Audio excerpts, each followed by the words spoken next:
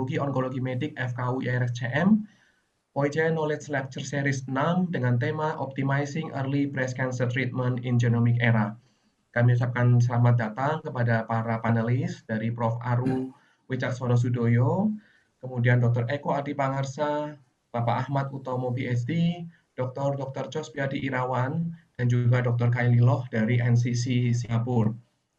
Pada siang hari ini kita akan melaksanakan webinar selama kurang lebih 2 jam ke depan, yang pada siang hari ini webinar akan dipandu oleh Dr. Eko Adi Pangarsa. Berikut sekilas rundown acara pada siang hari ini. Kita akan sebentar lagi memulai acara dengan dipandu oleh moderator Dr. Eko Adi Pangarsa, kemudian dilanjutkan dengan opening speech oleh Profesor Dr. Aru Wicaksono Sudoyo, dilanjutkan dengan sedikit paparan patient safety kembali oleh Dr. Eko Adi Pangarsa. Kemudian kita akan memulai lecture pada siang hari ini diawali dari pembicara pertama, yaitu Bapak Ahmad Utomo PhD dengan judul Genomic Assay from Bench to Clinical Application. Kemudian dilanjutkan dengan pembicara kedua, yaitu Dr. Cospiadi Irawan, SPPD KHOM Finasim, dengan judul Genomic Testing in the Management of Early Breast Cancer. Dan akan diakhiri dengan paparan dari Dr. Kylie Loh dengan judul Clinical Experience of Using Genomic Assay to Guide Adjuvant Treatment of Breast Cancer. Acara akan dilanjutkan dengan Q&A dan diskusi, dan akan ditutup kurang lebih pada pukul 3 sore dengan closing dari moderator. Tanpa menunggu lama, saya akan bacakan terlebih dahulu CV sekilas dari Dr. Eko Adi Pangarsa, SPPD KHOM. Dr. Eko Adi Pangarsa, SPPD KHOM Finasim, dilahirkan di Temanggung 24 Oktober tahun 1971. Saat ini beliau bekerja sebagai staf di Subbagian Hematologi Onkologi Medik, Bagian Ilmu Penyakit Dalam, Fakultas Kedokteran Undip, dan juga di Rumah Sakit Dr. Karyadi. Beliau mengenyam pendidikan dari dokter umum hingga mencapai spesialis hematologi onkologi medik, seluruhnya ditamatkan di Fakultas Kedokteran Universitas Diponegoro, Semarang. Saat ini beliau menjabat sebagai anggota ID, pengurus PAPDI, anggota PHTDI, dan juga anggota dari beberapa komunitas onkologi dunia, mulai dari ESMO, ISMO, dan juga ASCO. So, without any further ado, please Dr. Eko Adi untuk memandu acara ini. Silakan Dr. Eko. Oke, terima kasih atas waktu yang diberikan. Selamat siang dan selamat datang kepada seluruh peserta webinar dan seluruh panelis yang ada pada siang hari ini. Semoga kita semua dalam keadaan sehat di era pandemi ini. Pada siang hari ini kita akan mengikuti webinar tentang early breast cancer dan bagaimana peran pemeriksaan genomik di dalam manajemen breast cancer. Kita mempunyai 3 pembicara yang sudah sangat kita kenal. Pembicara pertama adalah Mr. Ahmad Utomo PhD, kemudian pembicara kedua adalah Dr. Cospiadi Irawan, konsultan hematologi medical onkologi, dan pembicara terakhir adalah Dr. Kylie Loh dari Singapura. Topik webinar kita siang hari ini adalah segala hal tentang genomik dan breast cancer. Webinar kita pada siang hari ini diselenggarakan oleh POI Cabang Jakarta bekerjasama dengan ISMO Jakarta, didukung oleh One Onco, Kalbe Pharma, dan NCCS dari Singapura. Saya Dr. Eko Adi Pangarsa, hematologi medical onkologi dari Karyadi Semarang, yang akan bertugas sebagai host atau moderator pada webinar kita pada siang hari ini. Good afternoon and welcome to all participants and all panelists. May we all be in good health in this pandemic era. In this afternoon's webinar, we will learn about early breast cancer management and role of genomic assay to guide our treatment. In today's webinar, we have 3 speakers. The first speaker is Mr. Ahmad Utomo PhD, and our second speaker is Dr. Cospiadi Irawan, hematologist medical oncologist consultant from Jakarta, and our last speaker is Dr. Kylie Loh from Singapore. This webinar is presented by Jakarta's Indonesia Oncology Society, along with Jakarta's Indonesia Society Hematology and Medical Oncology. This is supported by One Onco, Kalbe Pharma, and National Cancer Center of Singapore. My name is Eko Adi, hematologist from Semarang, and I'll be the host and moderator in this webinar. Untuk sebelum acara ini dimulai, kami persilahkan kepada Profesor Dr. Aru Wicaksono Sudoyo selaku Ketua POI untuk memberikan pembukaan dan sepatah kata pada webinar pada siang hari ini. Please welcome Prof. Dr. Aru Wicaksono. Time is yours. Thank you. Terima kasih. Pertama-tama saya mengucapkan terima kasih kepada Dr. Eko yang bersedia juga untuk menjadi moderator pada acara ini serta pada pendukung acara yaitu Kabit. Saya akan membawakan slide ya. Saya akan share slide.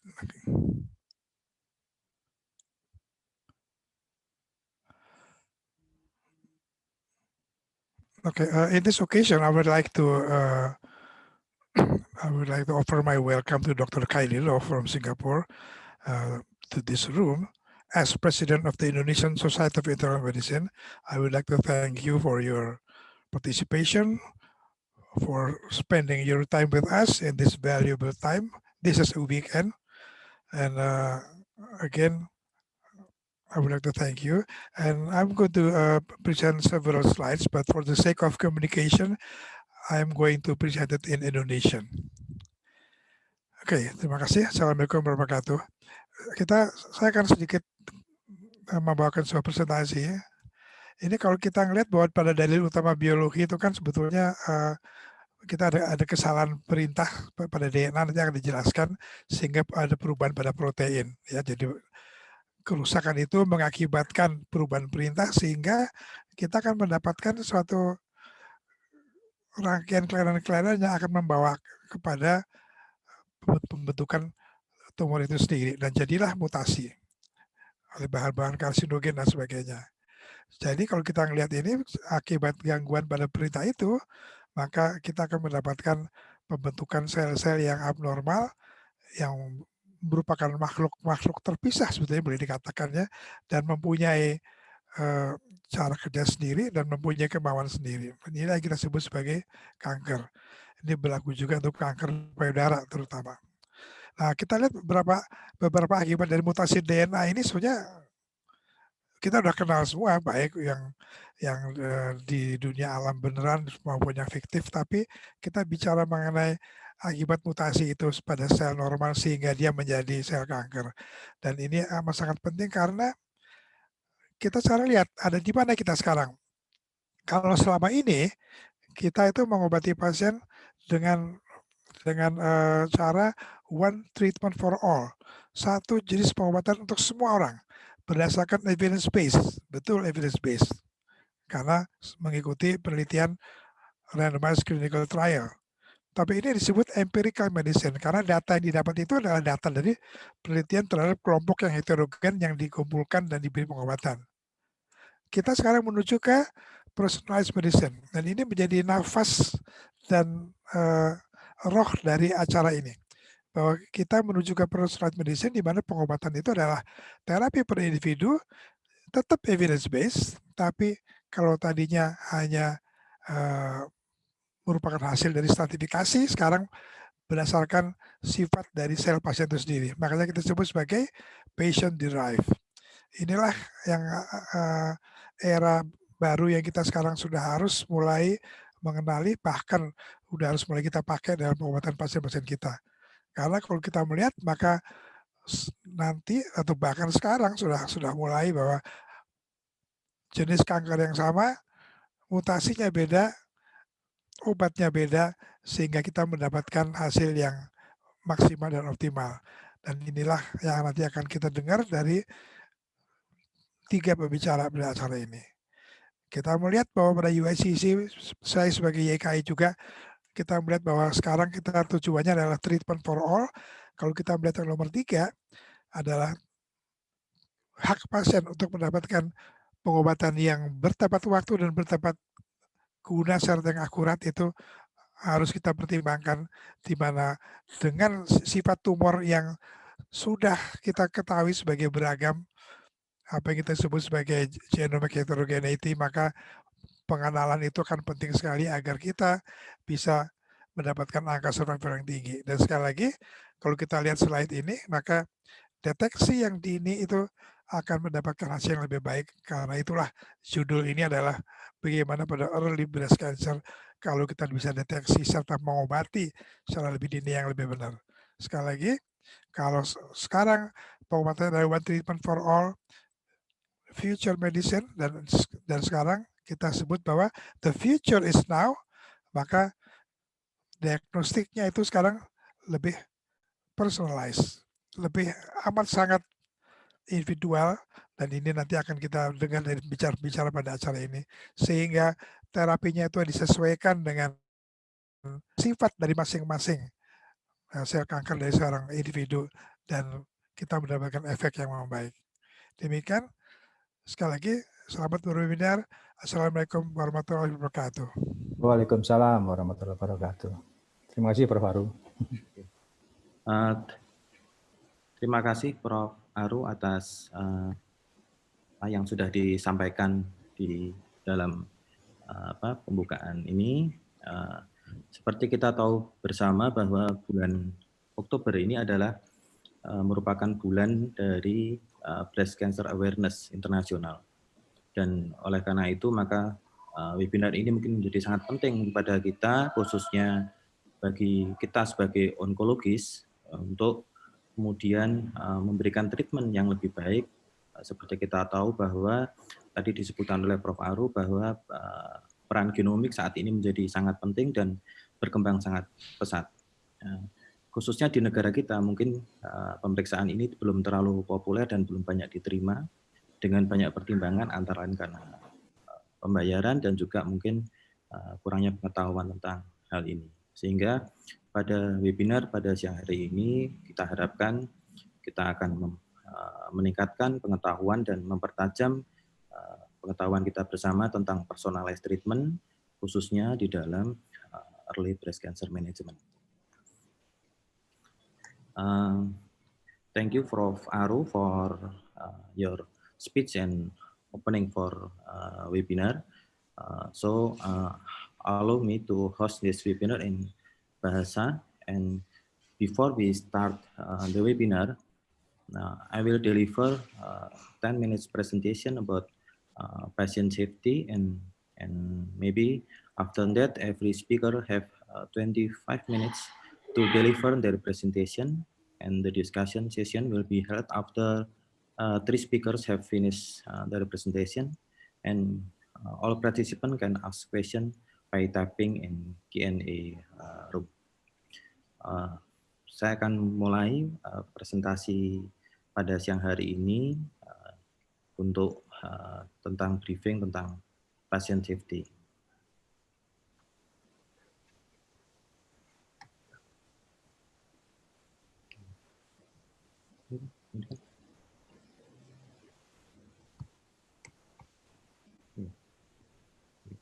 Oke, udah.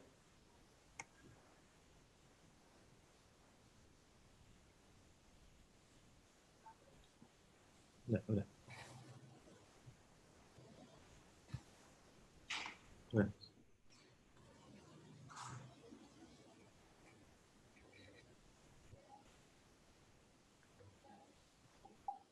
Okay.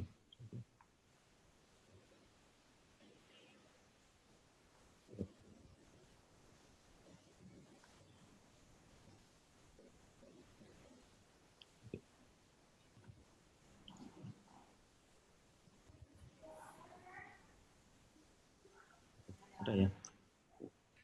Udah dong. Oke, udah. Oke. Selamat siang. Terima kasih atas waktunya. Oke. Jadi kita akan berbicara sedikit tentang patient safety. Agenda kita pada siang hari ini yaitu tentang definisi dari pasien safety, beberapa kondisi pasien safety yang menjadi perhatian kita bersama, kemudian beberapa istilah di dalam pasien safety, kemudian pasien safety di dalam rumah sakit, konsep data pasien safety, dan program yang bisa diambil di rumah sakit sebagai langkah-langkah strategis untuk mendukung program dari pasien safety. Definisi pasien safety sendiri adalah suatu keselamatan pasien adalah suatu sistem yang diterapkan untuk mencegah terjadinya cedera akibat dari perawatan medis atau kesalahan pengobatan melalui suatu sistem asesmen risiko, identifikasi, dan pengelolaan faktor risiko, pelaporan, dan analisis insiden, kemampuan belajar dan tidak lanjut dari sebuah insiden, serta implementasi solusi untuk meminimalkan timbulnya risiko kejadian tersebut.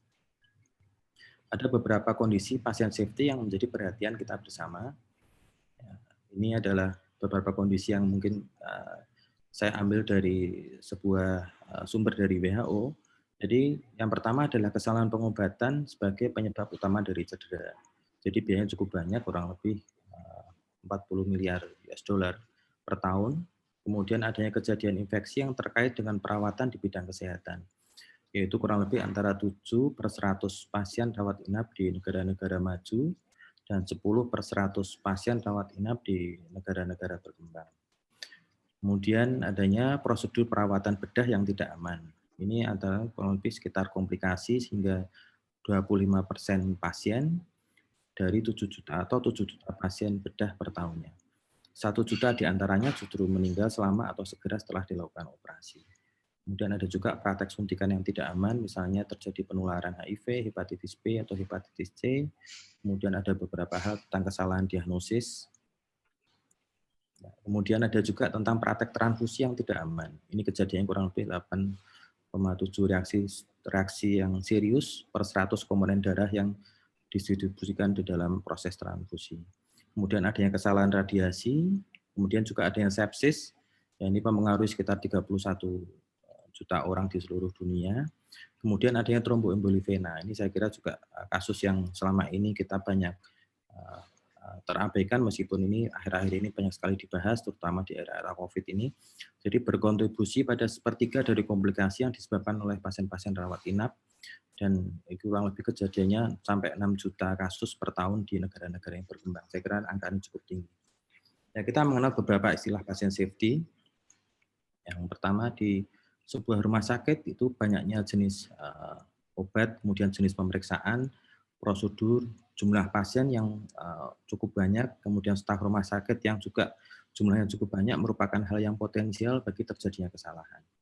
Jadi kita harus tahu bahwa ada 5 momen yang harus kita perhatikan pada safety medication. Yang pertama adalah saat kita memberikan medikasi, kemudian pada saat pemberiannya memulai, kemudian pada saat menambahkan di dalam proses pengobatan, kemudian melakukan review kembali. Setelah itu mungkin kalau perlu dilakukan penelitian. Ini adalah hal penting di dalam safety di dalam medikasi. Ya, kesalahan yang terjadi di dalam proses asuhan medis yang menyebabkan potensi kejadian cedera pada pasien. Di sini kita lihat ada kurang lebih 5 tipe medical error. Yaitu yang pertama adalah kesalahan dari tes. Tindakan atau pembedahan atau pengobatan. Kemudian ada misdiagnosis. Kemudian yang ketiga adalah kesalahan dari tes sendiri, surgery atau treatment. Kemudian yang keempat adalah pemberian pengobatan yang tidak tepat, dan yang terakhir adalah justru instruksi yang tidak jelas. Begitu. Ini menimbulkan kesalahan pada medis. Ya, kejadian yang tidak diharapkan adalah suatu kejadian yang mengakibatkan cedera yang tidak diharapkan pada pasien karena suatu tindakan atau karena tidak melakukan sesuatu, dan bukan karena proses penyakitnya dari pasien itu sendiri. Ini adalah hal penting, justru kita kalau melakukan sesuatu ini kan juga bisa menimbulkan kejadian yang tidak diharapkan, tetapi tidak melakukan sesuatu juga bisa menimbulkan kejadian yang tidak diharapkan. Nah, ini adalah mungkin yang sering dipakai di dalam istilah-istilah dalam akreditasi, yaitu near miss atau nyaris cedera, yaitu suatu kejadian yang akibat melaksanakan sesuatu atau tidak melakukan sesuatu yang dapat mencederai pasien tetapi tidak cedera serius dan nyaris terjadi, yaitu bisa terjadi karena apa? Satu, karena keberuntungan atau yang kedua karena pencegahan. Jadi sebelum diberikan tetapi kemudian diketahui oleh staf yang lain misalnya, atau peringanan. Jadi sudah terlanjur diberikan tetapi kemudian diketahui secara dini kemudian diberikan antidotumnya. Nah, ini adalah kejadian nyaris cedera. Nah, ini kemudian medical error. Medical error ini ada dua, bisa menimbulkan pasien tidak cedera, yaitu tadi disebutkan near miss, atau bisa menimbulkan cedera pada pasien. Ini disebut dengan adverse event atau kejadian yang tidak diharapkan. Tapi juga bisa disebabkan oleh proses dari perawatan pasien. Atau ini memang ini merupakan efek samping dari treatment yang kita berikan. Nah, ini kalau sampai terjadi medical error, kemudian pasien cedera, adverse event, maka ini kita sering berbenturan dengan bertemu dengan hal-hal yang disebut sebagai malpraktek. Nah, ini pasien safety di rumah sakit, yaitu keselamatan pasien, yaitu suatu sistem di mana rumah sakit membuat asuhan pasien lebih aman. Sistem ini mencegah terjadinya cedera yang disebabkan oleh kesalahan akibat melaksanakan suatu tindakan atau tidak mengambil tindakan yang seharusnya diambil justru pada saat itu. Nah, ini adalah dari pesan dari Hippocrates bahwa yang pertama kali harus dilakukan adalah jangan sampai ini melukai atau merugikan pasien. Jadi pasien safety sendiri sebetulnya bukan merupakan suatu kegiatan yang baru. Pasien safety ini sebetulnya sudah merupakan sesuatu yang menyatu dengan proses pengobatan pada pasien itu sendiri. Jadi ini mungkin di dalam beberapa tahun terakhir ini banyak sekali dibahas. Mengapa pasien safety itu penting? Karena kita harus membangun kualitas dari struktur, kemudian kualitas dari proses pelayanan, dan kemudian kualitas dari outcome. Sehingga adverse event ini bisa diminimalisir seminimal mungkin. Kenapa harus diminimal mungkin? Karena apabila ini terjadi maka akan timbul banyak sekali biaya untuk menutupi dari adverse event yang terjadi. Baik berhubungan dengan hukum misalnya, kemudian dengan media massa, publikasi opini yang negatif terhadap rumah sakit, sementara rumah sakit dan dokter harus mempunyai sistem peranan yang cukup baik. Satu, lewat pengacara misalnya, kemudian lewat asuransi, atau tuntutan balik dan sebagainya. Tetapi di lain pihak, maka rumah sakit akan mendapatkan curigaan yang meningkat. Kenapa proses itu bisa terjadi? Sehingga kita harus membangun pasien safety di dalam peningkatan kualitas dan proses dari pelayanan itu sehingga menjadi lebih baik. Dengan membangun budaya yang lebih baik, pelaporan dan sebagainya, sehingga maka biaya-biaya yang dikeluarkan di sini justru sebagai investasi dari apa yang menjadi proses untuk rumah sakit tersebut atau pelayanan tersebut menjadi lebih baik. Ya, konsep dasar dari pasien safety ini adalah isu global yang penting dimulai pada kurang lebih tahun 2000. Kemudian WHO sendiri memulai tahun 2004, sementara di Indonesia ini dibentuk oleh Persi pada tahun 2005, yaitu dimulai dengan adanya Komite Keselamatan Pasien di Rumah Sakit. Kemudian pada tahun 2005 ini mulai dicanangkan adanya gerakan bersama antara Kementerian Kesehatan, Persi, dan KKP dari rumah sakit di dalam sebuah seminar nasional pada tahun 2005 tanggal 21 Agustus. Ya, ini adalah proses-proses dari yang harus kita benahi untuk mencegah terjadinya accident atau adverse event. Ya, ini adalah teori saringan keju ya kalau nggak salah. Jadi yang di atas ini adalah hal-hal yang kemudian yang di sebelah kiri adalah triggersnya, kemudian yang di sebelah kanan adalah adverse event-nya. Ya, ini adalah suatu proses yang akan terus terjadi begitu. Sehingga kita harus memperbaiki yang di bawah ini. Jadi adalah proses dan prosedur yang menjadi lebih baik, profesionalisme yang lebih baik, tim yang lebih baik, kemudian lingkungan kerja yang lebih baik, dan equipment yang lebih baik. Sehingga adverse event yang di sebelah kanan ini tidak terjadi meskipun ada trigger di sebelah kiri. Nah, ini adalah langkah-langkah strategis rumah sakit yang bisa dilakukan untuk meningkatkan keselamatan pasien. Ya, ini tujuannya adalah menerapkan budaya keselamatan pasien di rumah sakit, meningkatkan akuntabilitas, menurunkan kejadian tidak diharapkan, dan terlaksananya program pencegahan sehingga tidak terjadi pengulangan dari KTD itu sendiri. Ya, upaya-upaya yang dilakukan adalah akselerasi program pencegahan infeksi, penerapan dari 7 langkah menuju keselamatan pasien di rumah sakit, kemudian peningkatan keselamatan penggunaan darah, dievaluasi melalui akreditasi rumah sakit, dan kemudian ujungnya adalah pelaksanaan pelaporan insiden rumah sakit ke Komite Keselamatan Rumah Sakit. Manfaat bagi rumah sakit sendiri adanya green product, sehingga rumah sakit yang menerapkan keselamatan pasien akan lebih mendominasi dari pasar jasa dari perusahaan-perusahaan atau asuransi, sehingga menggunakan rumah sakit tersebut sebagai mitra atau provider bagi karyawan atau klien mereka. Kegiatan rumah sakit juga akan lebih memfokuskan diri di dalam kawasan keselamatan dari pasien. Ya, ini pada tahun 2007 ini WHO sudah berkolaborasi cukup baik untuk meningkatkan pasien safety lewat 9 solusi keselamatan pasien. Slide. Ya, sasaran dari keselamatan pasien sendiri adalah merupakan syarat yang diterapkan di semua akreditasi rumah sakit, baik digunakan lewat CARS atau versi dan juga lewat CCI. Ya, penerapan keselamatan pasien di rumah sakit adalah 7 langkah menuju keselamatan pasien di rumah sakit dan standar keselamatan pasien di rumah sakit.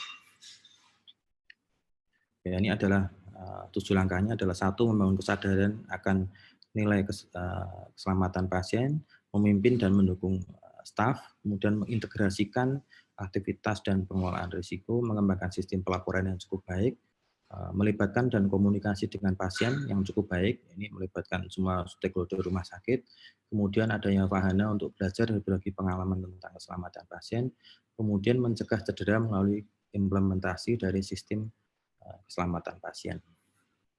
Ya, ini adalah standar pasien safety, ketentuan tentang hak pasien, mendidik pasien dan keluarga, keselamatan pasien dan keseimbangan pelayanan, kemudian rumah sakit mendesain proses baru yang terus memperbaiki diri, peran kepemimpinan dalam peningkatan keselamatan pasien, mendidik staf tentang keselamatan pasien, dan komunikasi merupakan kunci bagi seluruh staf atau stakeholder rumah sakit untuk mencapai keselamatan pasien yang lebih baik. Demikian, terima kasih atas.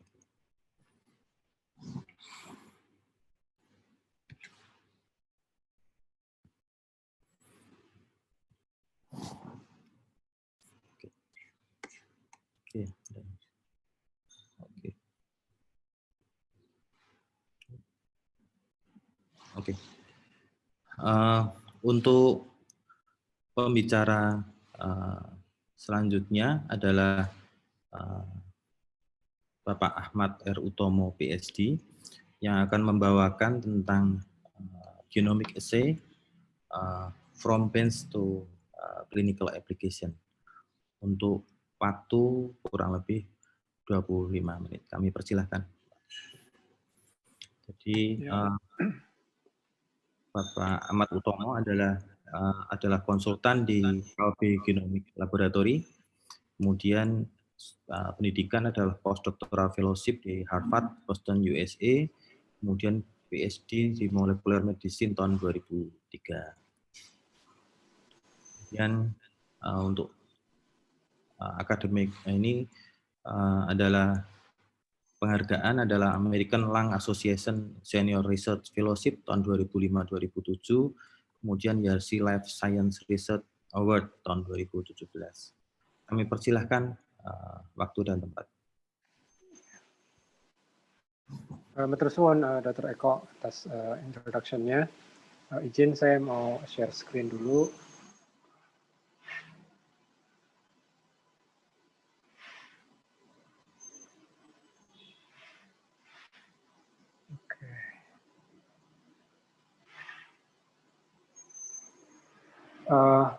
Kira-kira sudah bisa dilihat ya slide pertama ya?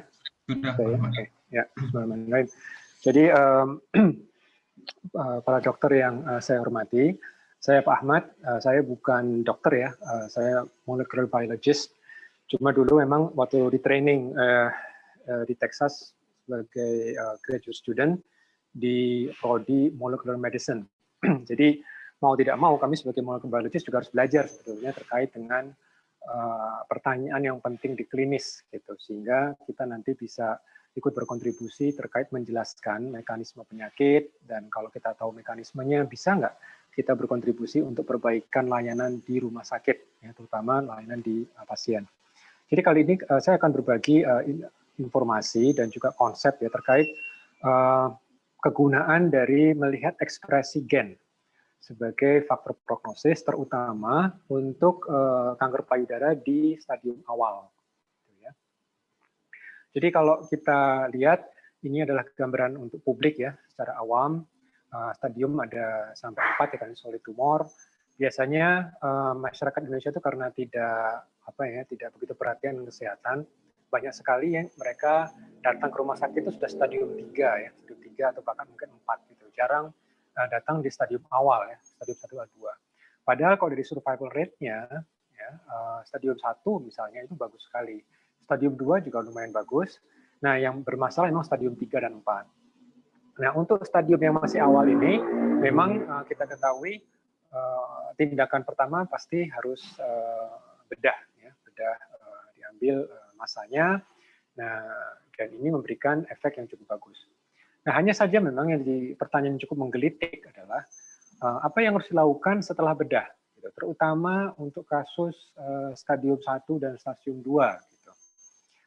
Apakah harus diberikan tambahan kemoterapi atau terapi hormon, anti hormon, atau kadang-kadang masyarakat juga boleh nggak misalnya pakai herbal misalnya gitu ya. Jadi untuk kalau kemo kan biasanya awam itu merasa wah nanti side effect-nya banyak nih gitu. Mereka bisa nggak pakai herbal aja gitu. Nah, ini menjadi satu pertanyaan yang menarik gitu kan, karena bisa juga terkait dengan kualitas hidup pasien. Cuma tadi konsep dari Dr. Eko ini penting juga, yaitu patient safety. Jadi kalau misalnya setelah bedah kita memulangkan pasien tanpa diberikan adjuvan kemoterapi misalnya, bagaimana kalau ternyata nanti pasiennya kambuh, gitu kan? Pasien kambuh lalu nanti menjadi masalah, gitu kan? Apalagi kalau dalam panduannya harusnya ada kemoterapi, tetapi sengaja tidak diberikan, gitu. Nah, itu juga jadi isu dan tentu kita tidak ingin mendapatkan hal itu. Nah, pertanyaan seperti ini bisa dijawab nggak dengan biomol? Bisa nggak biomol itu melihat kira-kira ekspresi gennya seperti apa? Nah, sebelum kita ke biomol, ini adalah gambaran yang umum ya terkait dengan kanker payudara. Ada namanya stadium, itu ada 3 hal yang dilihat, yaitu dari size ukuran tumornya, lalu juga keterlibatan dari limfonodi, ada beberapa limfonodi yang ditemukan ada sel tumornya. Nah, itu bisa melihat, kalau kita lihat di sini, itu terlihat sekali semakin besar ukurannya ya, misalnya T4 gitu ya, itu prognosisnya lebih buruk gitu kalau dibandingkan dengan T-nya ukurannya lebih kecil ya. Jadi dilihat dari ini Kaplan-Meier terlihat beda sekali. Lalu keterlibatan limfonodi juga seperti itu. Semakin banyak limfonodi yang terlibat, tentu ini lebih buruk prognosis. Jadi ini adalah sisi berapa bulan pasca terdiagnosa, dan ini menunjukkan bahwa pentingnya untuk melihat berapa limfonodi yang terlibat dalam pasien ini. Gitu. Ini kalau dari sisi tumor size dan limfonodinya. Nah, bagaimana dengan grade? Nah, grade kalau ini kita ketahui dari dokter spesialis patologi anatomi. Jadi ketika mereka mendapatkan jaringan, mereka harus melihat kira-kira bagaimana nih dari sisi diferensiasi dari tumor ini, grade-nya, secara histologi, apakah ada perbedaan. Nah, kenapa ini menjadi penting? Karena secara histo-PA itu dokter patologi anatomi itu bisa membuat grading, memberikan judgment apakah termasuk yang grade 1, grade 2 dan grade 3. Nah, intinya biasanya semakin tinggi grade-nya itu prognosisnya lebih buruk. Jadi ketika misalnya grade 3, dan ini terlihat juga dari sisi Kaplan-Meier-nya, ternyata memang dia lebih buruk kesintasannya dibandingkan kalau dia grade 1 misalnya. Nah, Jadi sejauh ini kita lihat bahwa ternyata ada T, ada N, dan ada juga kalau metastasi sudah pasti buruk ya. Nah, begitu juga dilihat dari grade-nya. Kalau grade-nya itu tinggi, tentu itu tidak baik kesintasannya. Nah, kalau dari sisi klasifikasi bagaimana? Ini menarik. Jadi kalau kita lihat biologi itu dari ceritanya dari dulu, sejak zamannya Mendel, sejak zamannya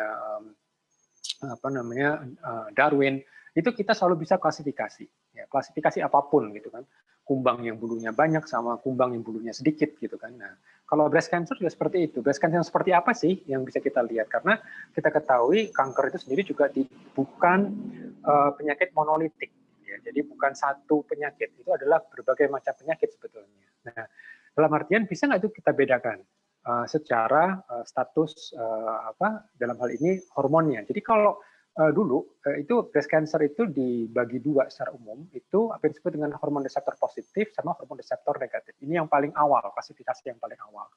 Kenapa? Karena dari sisi empiris, dari juga Prof. Aru juga menyampaikan banyak yang kita pelajari dari kanker itu secara empiris.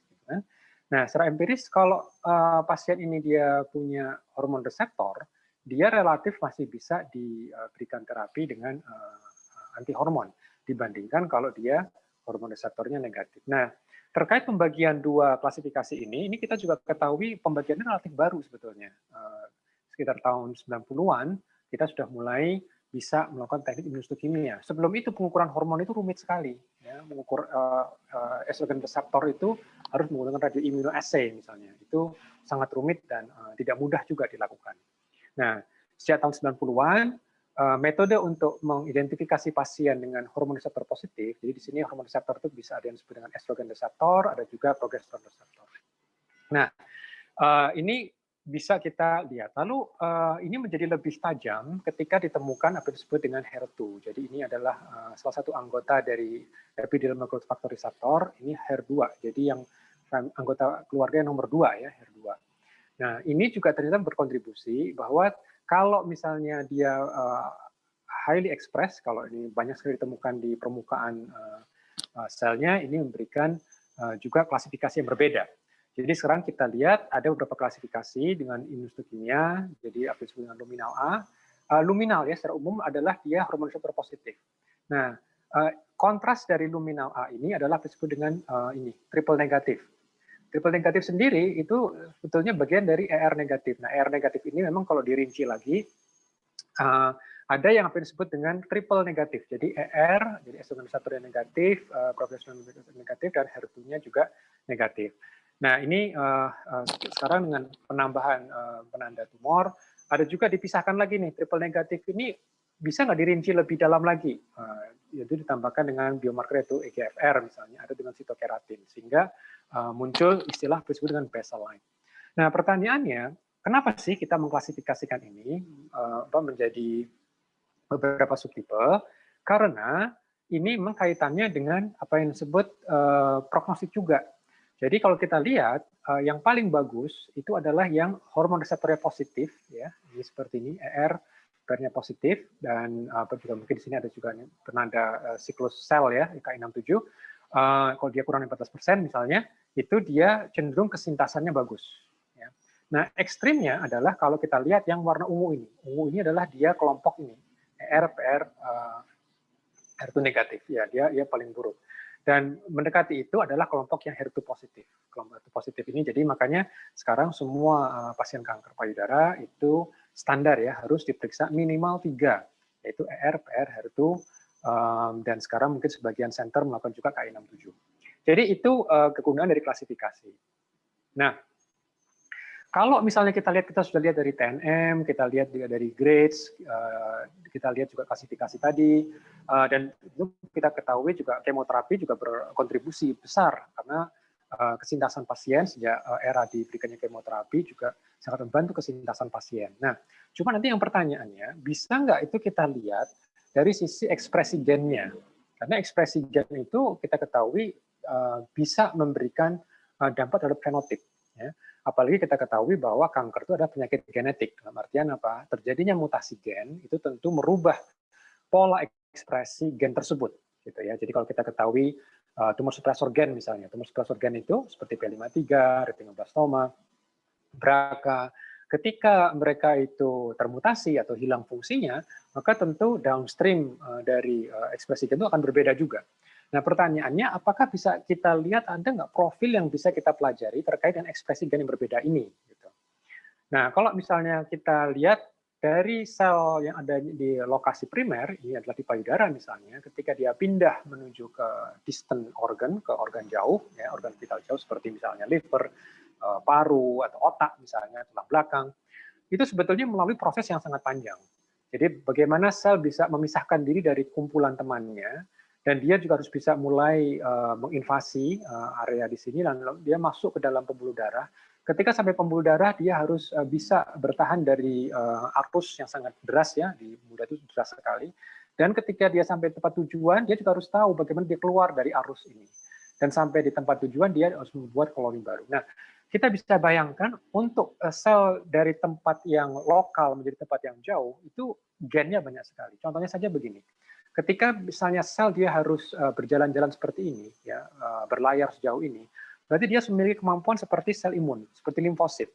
Limfosit itu ketika dia berlayar, ya, atau berenang dalam pembuluh darah kita, dia harus mampu kemampuan tidak hanya berenang saja, dia harus bisa memiliki kemampuan untuk berhenti di tempat yang dia inginkan. Jadi dia bisa crawling istilahnya. Nah, kemampuan ini ada gennya sebetulnya. Ada gen yang tujuannya adalah bagaimana mengatur dia untuk bisa crawling. Nah, berarti sel kanker ini harusnya dia sudah memiliki kemampuan yang berbeda dibandingkan sel aslinya yang ada di awalnya. Jadi kita bisa ketahui, kita bisa lihat, kita bisa hipotesakan bahwa ternyata perubahan genetik karena mutasi tadi, kumpulan mutasi yang terakumulasi selama hidup si pasien itu ternyata memberikan sifat-sifat baru, gitu. Sehingga ada bisa kita bayangkan bahwa kumpulan tumor di sini dia memiliki variasi-variasi gen yang berbeda antara pasien satu dan pasien lainnya. Jadi kita bisa bayangkan mungkin ada satu pasien yang potensi kemampuan dia untuk metastasis mungkin berbeda dengan pasien yang lainnya lagi. Jadi ini adalah pertanyaan sebagai molecular biologist, ya, apakah dari gennya itu kita bisa membedakan? Karena fenotipnya jelas, dari klinis kita jelas. Tidak semua pasien misalnya yang kena CA-MAME semuanya pasti akan metastasis. Nah, itu secara empiris kita ketahui juga, ya. Berarti pertanyaannya, kenapa ada pasien yang bisa meta jauh? Kenapa ada pasien yang dalam kurun sebulan langsung meta jauh? Kenapa pasien selama 10 tahun tidak pernah meta jauh? Gitu, ya. Tentu semuanya dioperasi, ya, semuanya dioperasi. Nah, berarti ini menjadi pertanyaan, apakah ada secara intrinsik, ada perbedaan secara genetik yang bisa membedakan pasien-pasien tadi itu? Ya, terlepas mungkin dari upaya manusia, ya, ikhtiar manusia tentunya, tetapi secara intrinsiknya ada apa tidak yang bisa kita ukur secara objektif. Gitu. Nah, jadi dua hal yang kita lihat, secara subtype-nya seperti apa, karena imunohistochemia sudah menegakkan, oh, imunohistochemia ada tadi kan, ada R, PR, HER2, Ki67 misalnya seperti itu. Nah, apakah itu juga bisa dicerminkan dari profil genetiknya? Nanti kita akan lihat. Dan pertanyaan yang kedua adalah, apakah nanti profil tadi itu bisa merubah kemampuan dia untuk bisa mermetastasis. Nah, jadi sebetulnya ada dua teknik yang umum dilakukan, apa yang disebut dengan microarray dan juga QRT-PCR. Nah, QRT-PCR. Jadi mesin yang sama yang digunakan untuk tes COVID, ya, QRT-PCR, gitu ya. Nah, kalau kita bicara microarray gene expression, berarti kita mau melihat kira-kira ada nggak gen yang berbeda antara misalnya pasien yang misalnya subtype-nya luminal dengan yang basal-like misalnya, atau yang punya meta atau yang tidak punya meta. Jadi ini sebetulnya bisa kita lihat dengan menggunakan ini. Jadi sampel dari pasien A dan sampel pasien B. Nah, ini di sini menariknya kalau kita bicara penelitian. Penelitian itu kadang-kadang mahasiswa selalu bertanya, bisa nggak Pak meneliti dengan teknik yang paling mahal, gitu, yang paling canggih, yang paling baru, paling modern? Sebetulnya masalahnya bukan di teknik, masalahnya adalah pertanyaannya apa. Jadi kalau nanti kita bisa harus gunakan dua macam sampel dan kita harus lihat apa yang mau diketahui dari dua sampel yang berbeda ini, ya, harus ada perbedaan. Nah, nanti dengan teknologi kita bisa interogasi beberapa gen, ya, sekaligus, karena namanya microarray, dan kita akan lihat. Jadi misalnya seperti ini. Jadi di papannya microarray itu ada beberapa gen, ya, beberapa gen. Nah, nanti gen yang kita isolasi dari sel kanker itu yang akan kita kumpulkan dan kita hibridisasi istilahnya. Kita sebarkan ke papan ini tadi, lalu kita akan bertanya gen mana yang nempel. Nah, gen yang nempel ini banyak apa tidak? Kalau gen yang nempel ini banyak, dia akan memberikan sinyal merah. Nah, tapi kalau tidak banyak di gen yang ditempel, dia akan memberikan sinyal hijau gitu. Kalau misalnya sama hijau sama merah jadinya kuning gitu ya. Jadi itu sebetulnya gambaran dari microarray. Sebetulnya esensinya sederhana. Jadi kita punya satu set papan gitu ya, isinya ada banyak sekali pelacak gitu, pelacak gen. Lalu kita sebarkan gen yang ada di sampel kita. Lalu kita tanya lagi, di kita ini gen apa aja sih yang naik, yang banyak ekspresinya, gen apa aja sih yang turun atau sedikit ekspresinya. Jadi itu sebetulnya konsep dari microarray. Nah, kalau misalnya kita kembali ke pertanyaan pertama, bisa nggak untuk membedain breast cancer subtype ya? Jadi kalau ini adalah standar ya, yang rutin kita lakukan, kita bagi dua secara umum, negatif atau positif estrogen reseptornya. Lalu kita lihat lagi dari sisi diferensiasinya berbeda apa tidak, karena kita ketahui juga grade itu juga menentukan prognosis. Nah, beberapa pertanyaan memang adalah begini. Memang kalau kita lihat IHC4 itu sudah rutin dilakukan. Memang kadang-kadang ada tantangan terkait scoring dan juga kualitas sampel. Ya, kalau kualitas sampelnya kurang bagus, misalnya fiksasinya kurang tepat, gitu kan, ini juga bisa mempengaruhi kualitas dari scoringnya. Dan memang sangat juga tergantung dari jam terbang dari yang men-score, gitu ya. Jadi ini penting sekali. Nah, kita juga ketahui ini juga penting juga untuk di standarisasi terkait dengan expertise ini. Nah, tapi pertanyaannya adalah ini kira-kira bisa dilihat nggak secara objektif dengan menggunakan gene profiling, gitu ya. Gene profiling. Jadi kita menggunakan gen yang sebenarnya tidak berbeda dengan jadi istilah pathway. Jadi misalnya estrogen reseptor positif itu gen apa aja sih yang nyala? Nah, kalau kita bicara estrogen reseptor negatif, apa aja sih yang nggak nyala, misalnya gitu. Jadi dan itu bukan 1-2 gen, itu gen yang istilahnya berbeda gitu. Nah, di sini dari beberapa hasil penelitian, memang ternyata ini adalah gambaran tadi itu. Jadi ini adalah kalau kita lihat pasien-pasien ya, nah, ini adalah pasien. Jadi yang kolom itu adalah pasien, ya, kolom adalah pasien. Yang baris adalah gen. Nah, jadi kalau misalnya kita lihat pada pasien nomor 1 misalnya di sini, gitu kan, ini gennya kan yang ini, gitu kan. Nah, itu kita lihat ternyata ada kumpulan gen. Kalau kita lihat secara profilnya, ada kumpulan yang misalnya di sini rendah ekspresinya karena dia warnanya hijau. Tapi ada juga pasien yang ini di bagian gen ini dia merah membara misalnya gitu ya. Nah, jadi kita bisa clustering dan ternyata begitu kita crossback ke immunohistochemia, ternyata ada korelasi. Jadi gen-gen ini bukan gen estrogen reseptor ya, ini ada beberapa gen yang independen dari gen estrogen reseptor, independen dari Ki67, independen dari HER2. Tapi dari kumpulan profil ini ternyata bisa kita cross-check, kita cross-back, ternyata memang mirip dengan apa yang disebut dengan luminal subtype A, dengan apa yang disebut enrich di HER2 positif, ada 5 basal-like gitu kan. Nah, jadi ini kita memiliki suatu tools ya yang bisa saling mengkolaborasi gitu. Misalnya kita duga kemungkinan sampel ini kurang bagus gitu kan, kualitasnya. Bisa nggak kita cross check secara independen, kira-kira dia masuk ke kelompok yang mana, apakah yang luminal, apakah yang HER2 atau yang bagaimana. Jadi ini salah satu juga yang bisa kita lihat. Nah, yang menariknya juga setelah kita klasifikasi menurut gen, ekspresi gen, ternyata ekspresi ini juga terkait dengan prognosisnya juga. Jadi ini sekali lagi menjustifikasi bahwa apa yang kita lihat secara ekspresi gen ternyata terkorelasi juga dengan kesintasannya, ya, kesintasan pasien. Jadi misalnya seperti ini dengan profil yang ini misalnya ya itu ternyata buruk dan itu kaitannya bisa dengan basal subtype. Gitu, ya. Nah, yang pertanyaan yang kedua adalah bagaimana kapasitas tumor ini untuk bisa membuat atau memicu penyakit metastasis misalnya. Nah, pertanyaan yang menarik, kalau kita ketahui untuk yang triple negatif atau positif itu biasanya lebih buruk. Nah, kita bertanya bagaimana yang luminal, yang estrogen reseptor positif, apakah semua reseptor estrogen positif itu adalah bagus? Gitu kan? Apakah semuanya tidak akan metastasis dalam waktu 5 tahun misalnya? Nah, yang kedua yang kita mungkin bisa bertanya, ada nggak semacam kayak signature, ada nggak profil gen tadi itu yang mungkin bisa membantu pasien bahkan untuk tidak diberikan terapi sama sekali, terapi sistemik sama sekali. Apakah dia estrogen anti hormon atau diberikan kemoterapi. Nah, atau pertanyaan yang berikutnya lagi, ada nggak signature gen yang bisa memprediksi benefit dari kemoterapi? Gitu ya. Jadi ini dua pertanyaan berbeda sebetulnya. Apakah pasien bisa keluar tanpa harus diberikan sistemik terapi, atau ada nggak profil gen yang mungkin bisa, kalau misalnya dia diperlukan terapi, bisa nggak diprediksi dengan ekspresi gen. Nah, jadi kalau kita lihat sebetulnya untuk breast cancer, terutama early stage breast cancer, karena kalau dia udah late stage, katakan stadium 3, stadium 4, ini sudah tidak ada gunanya lagi sebetulnya pemberian melakukan gene profiling, karena sudah jelas. Jadi pertanyaannya lebih pada yang early stage. Berapa banyak yang early stage itu nanti akan menjadi metastasis misalnya waktu setelah 5 tahun setelah pasca diagnosis. Nah, jadi ada beberapa yang sudah rutin dilakukan. Ini adalah menggunakan real time PCR, ya sama seperti COVID gitu ya. Tapi mereka periksanya bukan cuma 2-3 gen ya seperti di COVID. Mereka periksanya 21 gen. Ini untuk yang real time PCR.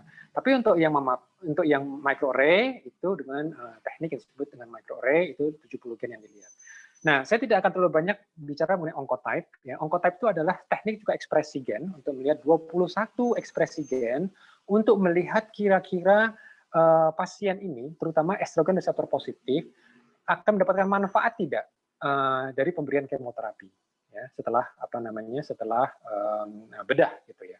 Nah, ini tekniknya memang berbeda dari microarray. Dia hanya melihat sekitar 21 gen menggunakan real time PCR dan sudah divalidasi juga di uji klinis TAILOR-X. Nah, tapi sekarang saya akan lebih banyak fokus ke yang berikutnya yaitu MammaPrint. Karena saya sendiri pribadi sebetulnya lebih suka yang ini karena waktu data ini keluar di tahun 2002, saya melihat kita bisa melihat secara lebih objektif ya, tanpa harus tahu dulu gen ini subclassnya apa, tapi ternyata setelah kita validasi ternyata match ya dengan apa yang kita ketahui terkait IHC4 misalnya. Nah, tapi ini pertanyaan di sini mungkin lebih arah ke begini. Apakah 70 gen yang akan kita lihat ini bisa memprediksi, terutama early stage ini, sehingga mereka bisa meng-avoid, mereka bisa apa yang disebut tidak harus menjalani kemoterapi atau sistemik terapi. Jadi ini pertanyaannya menarik. Jadi karena setelah bedah, karena kita ketahui untuk luminal itu estrogen reseptor positif kan dia sudah cukup bagus, gitu kan. Dan itu bisa nggak kita lihat sehingga bahkan mereka tidak perlu di kemoterapi. Nah caranya bagaimana? Kan? Bagaimana kita bisa melihat? Oh, bentar lagi ya. Oke, baik. Nah caranya kuncinya ada di sini. Kuncinya mereka punya sampel sekitar hampir 78 pasien dan dibagi dua, ada sekitar 34 pasien yang tidak ada metastasis dan sekitar 44 yang ada metastasis dalam waktu 5 tahun. Dan mereka follow-up-nya 20 tahun. Lalu ketika mereka lihat ternyata, ya, nah ini, ketika mereka melihat ternyata ada profilnya. Jadi ini adalah pasien-pasien yang tidak ada metastasis ini cenderung seperti profilnya. Jadi gen ini gen nomor 1 sampai nomor 70 ya. Sekitar 2/3 gen pertama dia rendah, tapi di sekitar sepertiga gen terakhir dia tinggi. Nah kebalikannya untuk pasien-pasien yang ada metastasisnya yang high risk, untuk sekitar beberapa pasien sebelumnya, beberapa gen sebelumnya dia ternyata sangat tinggi. Nah nanti pertanyaannya, kalau bisa ada pasien baru, profilnya dia apakah dia mengikuti profil yang di atas atau profil yang di bawah. Nah untuk itu telah dilakukan yang disebut prospective trial, ya mungkin nanti ini Dr. Chosviadi akan menerangkan bagaimana hasil dari MIND-ACT trial yang melibatkan sekitar 6.000 pasien dan mereka follow selama 5 tahun. Apakah benar pasien dengan low risk bisa meninggalkan kemoterapi? Gitu. Nah itu menarik. Saya tidak akan ini karena nanti akan disampaikan oleh Dr. Chosviadi. Nah jadi ini sudah menjelang ini slide yang terakhir saya. Jadi 70 gen ekspresi ini memang bisa mengklasifikasi ya secara objektif kira-kira mana yang risiko rendah, mana yang risiko tinggi untuk terjadinya metastasis. Tapi dia tidak bisa memberikan rekomendasi nanti kemonya apa kalau ternyata dia risikonya tinggi. Dia tidak bisa mengatakan itu. Tapi dia bisa mengatakan oke, ini risikonya rendah. Nah, lalu sudah diuji secara prospektif, ini sudah level evidence-nya sudah 1A, jadi sudah tinggi. Dan bagaimana nih yang harus dilakukan? Cukup menggunakan blok parafin. Dulu di awal-awal tahun 2002 mereka menggunakan jaringan segar, jadi yang harus fresh frozen gitu. Tapi mereka sudah mulai berubah protokolnya sehingga cukup menggunakan blok parafin. Dan pengerjaannya di Central Laboratory di Belanda, dikirim cukup dengan suhu ruang dan pastikan tumor konten minimal 30%. Ini secara empiris ya. Kita lihat biasanya kalau tumor kontennya kurang dari itu, nanti laboratorium di Belanda akan kirim email, ini sampelnya kurang bagus, jadi tolong kirim sampel lain. Gitu. Baik, Dr. Eko, itu yang saya bisa sampaikan kali ini. Mudah-mudahan waktunya tidak terlalu banyak. Ya, terima kasih. Oke. Terima kasih, Dokter. Terima kasih atas presentasi dari Bapak Ahmad Utomo yang cukup jelas dan saya kira cukup menarik pada siang hari ini. Untuk pembicara selanjutnya, Dr. Cospiadi Irawan, spesialis penyakit dalam konsultan hematologi medical onkologi, akan membawakan presentasi tentang genomic testing di dalam manajemen dari early breast cancer. Untuk waktu dan tempat kami persilahkan Dr. Cospiadi 20 menit ke depan. Ya, Terima kasih, Dr. Eko. Sudah cukup jelas suara saya? Jelas, Oke, Dok. cukup jelas. Ya. Slide-nya udah jelas ya, slide-nya ya. Oke, Dok. Baik, terima kasih. Saya teruskan topik kita yang saya rasa cukup menarik karena menyangkut kanker payudara yang kanker tersering pada wanita dan kedua tersering menyebabkan kematian. Kita akan fokus pada tes genomik yang telah disampaikan beberapa insight dari tata laksana evaluasi ekspresi gen oleh Pak Ahmad. Jadi ini bagaimana perkembangan sampai saat ini terkait dengan testing genomik ini, khususnya pada kanker payudara stadium dini. Sebelum kita memulai, ada suatu meta-analisa bahwa yang mengatakan pasien-pasien usia wanita, usia muda, ataupun yang di bawah 50 tahun, itu dengan lymph node negatif yang sedang menjalani operasi dan radioterapi terlokalisir, itu akan mengalami kekambuhan kurang lebih 20-30% dari populasi yang tersebut. Dan puncaknya adalah 2 tahun pertama, ya, 2 tahun pertama. Jadi kemudian dia akan menetap 2-5%. Setelah 5-20 tahun kemudian. Jadi ada yang dilaporkan sampai ada yang kambuh 15 tahun dan seterusnya. Dan kita merujuk pada data di Amerika bahwa 85% minimal atau 95% pada kelompok ini. Jadi kalau kita bagi berapa persen sih kelompok yang kanker payudara stadium dini, ada yang kalau di sana kan 60% ya. Itu karena kesulitan kita menstratifikasi apakah ini akan kambuh atau tidak kambuh, mereka mendapatkan terapi adjuvan, kemoterapi. Dan ini karena berdasarkan tadi yang parameter klinikopatologi ya, dan molekuler, jadi tipe luminal dan seterusnya. Jadi ini yang sebenarnya kita belum sepenuhnya bisa mengidentifikasi mana yang akan relapse, mana yang tidak akan relapse. Jadi ada sebagian besar yang mendapatkan kemoterapi, tapi sebenarnya tidak perlu harus mendapat kemoterapi. Dan akibatnya kalau yang kambuh cuma 30% maksimal atau 20% minimal, yang mendapat kemo adalah sekian banyak, berarti hanya 55-75% wanita tersebut, menderita kanker tersebut di Amerika yang akan mendapatkan efek toksik dari kemoterapi yang sebenarnya mereka nggak dapat manfaat dari terapi tersebut. Nah inilah yang akhirnya menimbulkan banyak pertanyaan, kira-kira upaya apa lagi yang perlu kita kerjakan. Nah kita sudah mencoba mensertifikasi kelompok-kelompok low risk berdasarkan sampai high risk berdasarkan dengan St. Gallen dari mulai tahun 2005 dan sudah sejak lama 2007 ada namanya tadi tipe luminal A, luminal B, kemudian tipe HER2 dan triple negatif dan seterusnya. Itu yang kita kaitkan dengan prognosisnya dan juga prediktif terhadap obat-obatan yang dimiliki. Jadi adalah ukuran tumor 2 cm atau grade 1 dibandingkan dengan high risk misalkan tumornya sudah lebih besar, misalkan ada node positif dan ada lebih dari 4 atau HER2 overekspresi sudah pasti adalah yang high risk. Tapi lebih lagi dia ERPR negatif ya, jadi suatu kondisi yang otonom terhadap pengaruh hormonal. Data lain menunjukkan ini dari penelitian Lin dan kawan-kawan ada 12.000 lebih ya, 898 pasien yang di follow up selama 3,2 tahun ya.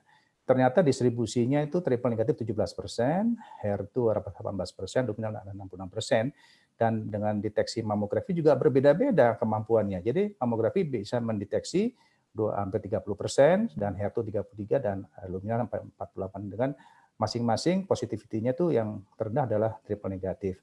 Jadi karakter tumor-tumor tersebut juga memberikan gambaran-gambaran yang berbeda terhadap kemampuan peralatan kita untuk mendeteksinya dalam mamografi.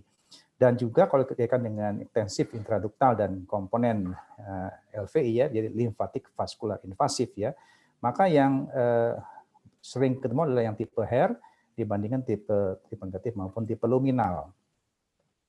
Dan ternyata dari 12.000 lebih itu ada sekitar 9,6% yang kambuh, dan kalau kita bandingkan secara relatif dengan tipe luminal, ya kan, maka tempat dia homing atau pertama kali tadi disampaikan oleh Dr. Pak Ahmad, dia masuk ke dalam sirkulasi dan dia berlabuh di suatu organ, maka dia homing kalau triple negatif dan HER2 itu dibandingkan dengan tipe luminal adalah di paru-paru ya, itu 2,27, sedangkan tipe HER itu 1,65. Kalau di brain bagaimana? Di brain itu ternyata triple negatif 5,32 kali lebih tinggi daripada luminal, sedangkan kalau tipe HER itu 5,53. Senang sekali dia masuk ke dalam organ otak dan sebagainya. Kalau tulang, nah ternyata tulang itu ternyata yang triple negatif dan HER2 itu punya kesulitan masuk ke tulang. Jadi yang tulang itu lebih senang adalah tipe-tipe luminal.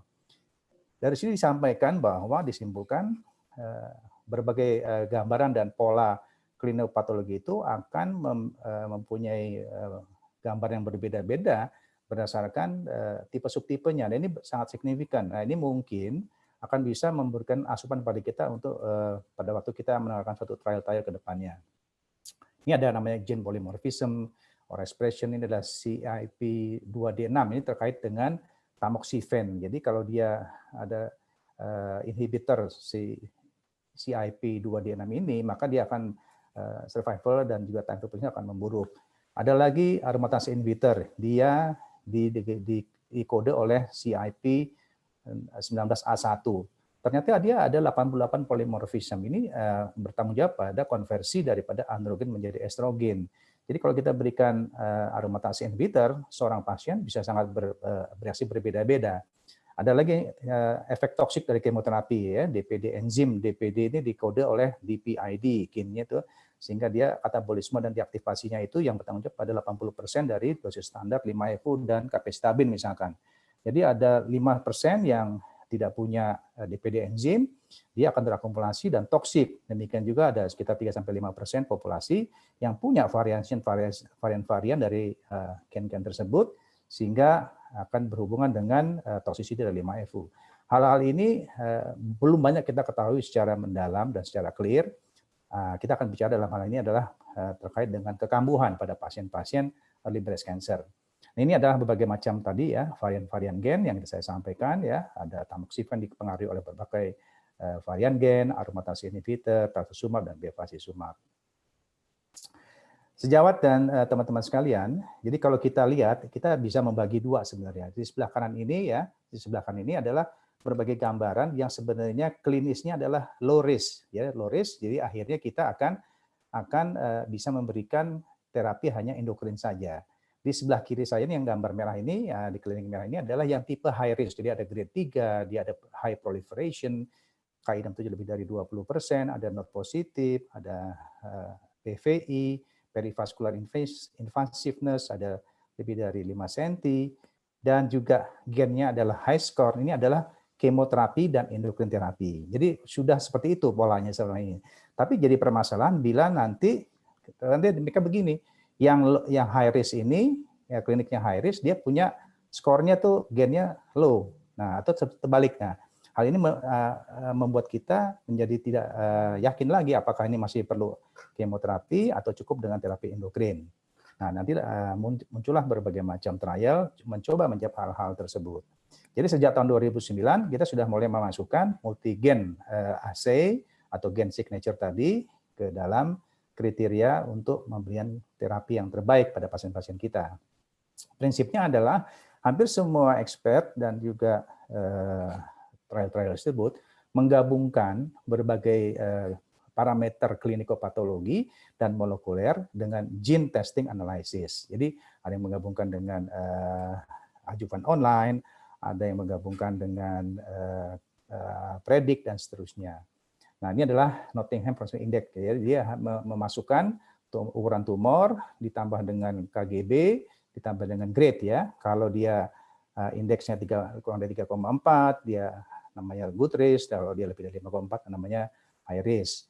Dan kalau dia good risk, maka dia over survival 5 tahunnya adalah 88%, sedangkan kalau dia poor, dia 22%. Jadi memang juga angka kematiannya juga jadi berbeda-beda ya. Dalam 1 tahun ada yang 3%, ada yang 30%. Yang penting adalah kalau dia berdasarkan Nottingham Index ini dia good risk, 1 kurang dari 3, maka dia seorang wanita itu penderita kanker itu survivalnya sama dengan wanita yang ukurannya match di populasi normal. Jadi seperti itu. Jadi 90% bertahan 5 tahun, 88% sampai dengan 8 tahun. Jadi seperti wanita normal biasa. Kalau dia nilainya di atas 6, maka dia akan poor sekali ya. Akan hanya 7% pada saat 8 tahun. Bagaimana dengan ajuvan online? Ini memang menggunakan 1, 2, 3, 4 ya, kita 6 kriteria untuk mengkelompokkan apakah dia termasuk yang low clinical risk atau yang high clinical risk. Seperti ini teman-teman sekalian. Jadi ini adalah HR positif tadi yang disampaikan, HER2 negatif, dan dia juga kalau dia low risk maka 2% atau kurang dia akan mendapat manfaat dari kemoterapi. Jadi kita sudah mulai mendapatkan gambaran secara klinikal patologi bahwa kalau dia begini maka dia mungkin tidak perlu di kemoterapi, ya kan? Tapi kalau dia begini, gambarannya dia moderately differentiated, meskipun notnya negatif dia tapi ukurannya lebih dari 2 cm, maka dia menjadi clinically high. Nah, kalau clinical high ini dia biasanya orang sudah mempertimbangkan menggunakan kemoterapi. Ini adalah berbagai parameter terkait dengan keputusan kita untuk memberikan sistemik terapi atau tidak. Namun ada juga namanya predik dan seterusnya ya. Nah, inilah seperti itu. Nah, kalau terkait dengan gen signature ataupun microarray ataupun melihat profil ekspresi genetik, maka ada namanya PAM50 ya, Prosigna, ada Mammaprint, Agendia, dan Oncotype tadi sampaikan ada RT-PCR, ini adalah microarray, ini adalah RT-PCR ya, kuantitatif RT-PCR. Jadi ada yang menggunakan dari FPPE, jadi embedded parafin ya, dari fixed formalin parafin embedded, ini adalah dipotong, dilihat jumlah selnya, dihitung dan diekstraksi ya, dari RNA-nya. Dan prinsipnya ini adalah dimulai dari tahun 2002 pertama kali oleh Van Veer dan sudah mulai masuk ke dalam kategori pertimbangan di tahun 2012. Inilah Endopredict, ini adalah MapQuant dan seterusnya. Nah, kita akan bicara mungkin tidak semuanya karena masalah waktu. Inilah Oncotype DX tadi disampaikan oleh Pak Ahmad, ada namanya gen-gen terkait dengan proliferasi, gen-gen terkait dengan estrogen, dan ada invasiveness, ada yang HER2. Inilah yang dihitung dengan dapat kategori dia low risk kalau recurrent score-nya RS dari recurrent score kurang dari 18, namun dalam Taylor X divalidasi menjadi 0 sampai 10, intermediate risk antara 18 dan 31, dia 11 sampai 25 dan high risk di atas 31. Namun divalidasi menjadi 26 sampai 100. Jadi mereka apa kelebihan daripada Oncotype DX dan juga apa yang dihasilkan. Nah, kita tadi kan ada Sengelen ya, ada low risk ya. Dia tumor kurang dari 2 cm, grade 1 dan sebagainya, RPR positif, itu harapan hidup 10 tahunnya adalah tidak kambuh adalah hanya 5% ya, tidak kambuh ya. Jadi dia maksudnya gini, dia bisa tanpa ada kekambuhan hanya 5%. Namun dengan Oncotype DX ternyata bisa dipecah lagi, di breakdown, ada kelompok dari 53 pasien ini yang 3 orang adalah high risk genetic expression-nya. Dia akan 43% dia akan mengalami distant relapse dalam 10 tahun. Nah, tentu membingungkan. Pada yang high itu kan 18% akan distant relapse dalam 10 tahun. Namun ada sekitar 166 pasien hanya 8% berdasarkan Oncotype DX dan seterusnya dan seterusnya. Inilah yang akhirnya terjadi discordant atau ketidaksesuaian antara ekspresi klinikal patologi dan molekuler dibandingkan dengan ekspresi dari genetik. Nah, apa yang harus kita ambil? Nah, tentu akhirnya dilakukanlah suatu berbagai validasi-validasi terkait pengobatan. Di sini adalah dari Pike dan teman-teman melihat 2.828 pasien, kemudian adalah tambahan 1.235 pasien. Ini adalah tamoxifen eligible, dilihat ada total 2.617. Kemudian dilihat pada pasien-pasien yang node negatif pada Oncotype, hampir semua gen tersebut, ekspresi tersebut adalah node negatif, tetapi hanya Mammaprint yang juga memasukkan dan diterima pada node positif. Itu ada 93,2% yang low risk yang akan bertahan sampai dengan 10 tahun. Jadi masalahnya jadi bagus sekali. Tapi hanya 69,5%. Eventnya apa? Eventnya adalah 28 berbanding 24 dan 56 event. Itu ada distant metastasi atau distant recurrence dalam 10 tahun. Nah, ini sudah membuktikan bahwa ada kaitan antara outcome, dalam hal ini adalah kekambuhan jarak jauh, dihubungkan dengan ekspresi oncotype. Nah, ini adalah yang kalau kita lihat Kaplan-Meiernya, pada yang risk kategori, dia ada rate distant recurrence 6,8% berbanding 30,5%. Kalau kita berikan kemoterapi pada pasien-pasien yang low risk dengan anggaplah dengan FAC yang sering kita pakai pada pasien-pasien tersebut, lihat di sini ya, antara yang FAC yang merah ini dengan tamoxifen, dia berending, garisnya berending. Dia tidak ada perbedaan, 0,97. Jadi ngapain kita memberikan FAC kalau hasilnya sama? Atau nggak ada gunanya pada yang low risk diberikan kemoterapi. Demikian juga pada yang intermediate. Memang ada juga sedikit perpisahan di sini, terpisah, tapi cuma 0,48. Tapi kalau yang high risk itu diberikan kemoterapi dan juga dilanjutkan dengan terapi hormonal, maka ada perbedaan yang cukup bermakna, tadi kekambuhan yang berbeda, dan itu bermakna secara statistik. Nah, ini yang akhirnya kita bersepakat pada waktu itu bahwa dengan high risk di atas 30, maka diberikanlah kemoterapi.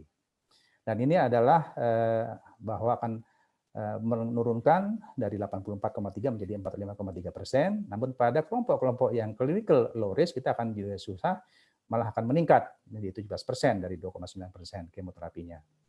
Ini adalah yang kedua, PAM50 menggunakan nanostring atau dengan RT-PCR juga, microarray. Tadinya memang diharapkan pada yang negatif, yang positif masih menunggu validasi. Dia disusun untuk mendapatkan memprediksi disease distant recurrence free survival pada 10 tahun. Dan ini adalah kelompoknya adalah pada non negatif. Ini ROR adalah risk of recurrence ya. Ini low risk sampai 60 adalah intermediate dan harus adalah high risk. Dan dia juga mampu membedakan intrinsic subtype. Jadi dengan gen-gen yang 50 gen tersebut, dia bisa mendapatkan hasil seperti ini dengan scoring sistem yang dia hitung. Kemudian sebenarnya sekarang yang dipakai adalah cuma 46 gen karena yang 4 dianggap tidak terlalu berkorelasi. Ini adalah validasinya dengan ABCSG trial. Dilihat di sini kita melihat bahwa pada DRFS adalah distant recurrence free survival dengan complement pada tiga grup risiko. Ini adalah low, intermediate, dan high. Kita melihat bahwa ada perbedaan angka di 10 tahunnya ya 9,7% berbanding 79,9%. Dikaitkan dengan tipe luminal dan luminal B, maka juga terjadi perbedaan yang bermakna angka distant recurrence free survival-nya. Jadi memang pada luminal A dia akan lebih bagus lebih dibandingkan dengan luminal B. Jadi dari dua hal ini saja kita bisa mempertimbangkan dengan gen-gen tersebut kita bisa menghitung angka kekambuhan jauhnya pada tahun ke-10. Lalu kita akan masuk ke Mamaprin. Mamaprin bagaimana tadi menyusunnya? Dia secara terbuka sekali membandingkan antara kelompok-kelompok pasien-pasien 44 pasien yang 5 tahun tidak kambuh ya, jadi no distant, dengan kelompok pasien 5 tahun kambuh. Ada 25.000 profil gen yang diseleksi secara signifikan berkorelasi dengan outcome daripada baik tidak kambuh maupun yang kambuh. Nah, ini adalah tadi digambarkan oleh Pak Ahmad. Di sini ada gen-gen ya yang hitam ini tidak kambuh, dan ini adalah yang putih adalah gen-gen yang kambuh. Jadi yang kambuh itu ini adalah pasien, di sini adalah pasiennya, ini adalah jumlah pasien di sini, dan gambarannya dia memberikan bahwa yang relapse itu dia mempunyai high expression atau meningkat, gen-gen onkogeniknya lebih agresif, sedangkan gen-gen yang supresornya dia menjadi silencing, jadi tidak meningkat. Jadi ini menjadi suatu gambaran daripada pasien tersebut. Dan dia tidak mempunyai intermediate risk, jadi hanya low risk dan high risk. Dan itu dikaitkan dengan mekanisme terjadinya metastase. Jadi ada growth and proliferasi, angiogenesis, kemudian local invasiveness, semua kapasitas yang diperlukan satu sel kanker untuk menyebar dari tempat primer dan sampai ke tempat lain, itu dia ambil, diwakili oleh berbagai gen-gen ini dan dikaji nilainya tersebut. Dan ini kalau dikaitkan dengan hallmark daripada kanker, dia juga terwakili. Jadi ada sekarang itu ada 11 ya, yang ini adalah 6 terwakili. Dan ini adalah validasi dengan St. Gallen tadi, dan memang pada high risk dia bisa membagi ada yang good signature dan ada yang poor signature. Jadi kemampuan dia menstratifikasi kelompok high risk St. Gallen itu sangat bermakna, dan P001 di sini juga ya. Bahkan pada yang low risk pun juga dia bisa ada yang poor signature juga, tapi tidak bermakna di sini. Jadi dari gambaran seperti ini kita mendapat kesimpulan bahwa kalau kelompok-kelompoknya itu low risk agak ada kesulitan sedikit daripada kit kita ini. Lalu bagaimana yang lymph node negatif? Nah, ini Muk dan kawan-kawan itu menyampaikan bahwa pada kelompok-kelompok yang node-nya positif terbagi juga, ada yang good signature, ada yang poor signature. Jadi yang low risk, genomic score-nya low itu adalah 91%. Dia akan distant free, kemudian ada yang high risk dia cuma 76% ya, mengalami kekambuhan. Ini adalah transbik validasinya demikian. Ini adalah kelompok-kelompok yang tidak mendapatkan ajuvan sistemik terapi. Jadi pada kelompok yang low risk ya, yang benar-benar tidak mendapatkan ajuvan sistemik terapi, itu akan mendapatkan hanya 10% kesempatan untuk mendapatkan kekambuhan dibandingkan yang high risk sampai 30%. Ini sudah ada 3 validasi yang kita bisa pakai untuk Amaprint ini.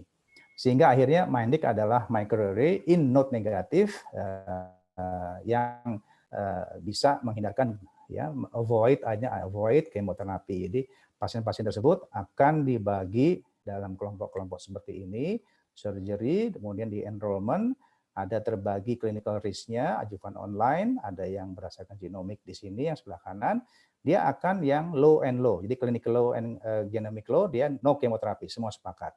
Ada yang clinically high dan genomic high, dia semua sepakat harus kemoterapi. Di tengah-tengah, ada yang clinically low, ada yang genomicnya high. Demikian, ini yang dia mengalami di randomize. Ada yang dapat kemo, ada yang nggak mendapat kemo, dan diikuti selama 5 tahun, dan terakhir sampai dengan 8,7 tahun. Ini tahun 2016, dan kemarin 2020 dilaporkan kembali, sudah di follow up sampai 8,7 tahun. Dan ini adalah sekitar ada 1.550 yang clinical high, ya kan, dan low genomic. Ada kurang lebih 20,2% dari total hampir 7.000 pasien. Dan ini mendapatkan kemo dan tidak mendapatkan kemo diikuti ke bawah. Namun yang low and high, dia adalah kliniknya dia low tapi high genomic, juga diperlakukan sama. Nanti kita lihat dampaknya pada masing-masing perlakuan. Ini adalah goal primernya maupun yang sekundernya dengan threshold 92%. Jadi kalau 90% ini terlewati, maka manfaat daripada kemoterapi karena dia bebas kekambuhan dalam 5 tahun dianggap tidak terlalu bermakna manfaat kemoterapi tersebut. Kalau dia mendapatkan ini. Ini adalah hasilnya, ada high clinical risk dan low genomic risk. Ternyata pada pasien-pasien yang no kemoterapi dan kemoterapi hanya berbeda 1,5%. Jadi dan ini dari segi survival dengan kemampuan bisa mereduksi kemoterapi sampai dengan 46,2%. Nah, demikian juga dengan disease free survival juga demikian, memberikan hasil yang tidak terlalu berbeda. Kalau bagaimana dengan yang low clinical risk dan high genomic risk? Ternyata agak sulit ya, kita lihat di sini garisnya selalu berendeng. Jadi pada yang low clinical risk, beberapa expert mengatakan susah memberikan rekomendasi berdasarkan low clinical risk dan meskipun dia high genomic score-nya. Jadi sementara waktu kita hanya fokus pada yang high clinical risk dan low genomic risk. Kalau bagaimana dengan node negatif dan node positif, ini adalah studi yang di Cardoso, dia mengatakan juga kelihatannya tidak ada perbedaan bermakna perlakuan kemoterapi dan kemoterapi. Jadi dia valid baik lymph node negatif maupun lymph node positif, ya angkanya tidak berbeda, sehingga akhirnya dianggap bahwa ini tetap bisa valid untuk memberikan deeskalasi pada berbagai kondisi status KGB. Nah, bagaimana laporan sampai dengan tahun 2020? Di sini kita melihat bahwa kita punya 2 studi besar, yaitu yang TAILOR-X melakukan validasi terhadap Oncotype DX. Ini adalah gambaran daripada karakternya, lebih cenderung lebih high risk pada kelompok yang MINDIC dibandingkan yang TAILOR-X ya. 24%, tumornya lebih dari 2 cm, ini adalah 58% dan seterusnya. Dan ini adalah update-nya, kita sudah bisa follow up lebih dari 90% minimal sampai 5 tahun dengan median 8,7 tahun dengan hampir 6.000 pasien, dan ini adalah Hasilnya ternyata pada pasien-pasien yang sudah mature 90% diikuti dengan dibagi tadi ya clinical high dan low, genomic low dan no chemoterapi itu mencapai 95,1%. Jadi dia melewati dari null hipotesis yang 90%. Ini berarti bahwa pasien-pasien tersebut bisa disandingkan dengan Mamaprin sejauh sesuai dengan kriteria high risk dan kriteria skor low daripada Mamaprin. Untuk waktunya 3 menit, dokter. Baik, ini hanya ini survival lagi untuk terhadap pasien-pasien yang disability survival pada kelompok-kelompok yang perbedaannya 5 tahun dan 8 tahun, ya kan? Di sini beberapa juga. Lalu kalau dari umur bagaimana? Nah, dari umur ini ada sedikit perbedaan, tapi ini 5,0, ini adalah 0,2. Ini karena dikaitkan berhubungan dengan berbagai terapi hormonal yang menekan ovarium. Jadi demikian. Ini kita teruskan. Ini adalah kesimpulan daripada Minddeck. Prinsipnya adalah pada kelompok-kelompok apapun yang not positif apapun yang umur, dikatakan Mamaprin ini tetap bisa sebagai pegangan kita untuk menunda kemoterapi pada pasien-pasien dengan clinical high dan Mamaprin low, ya, baik pada not positif maupun yang not negatif.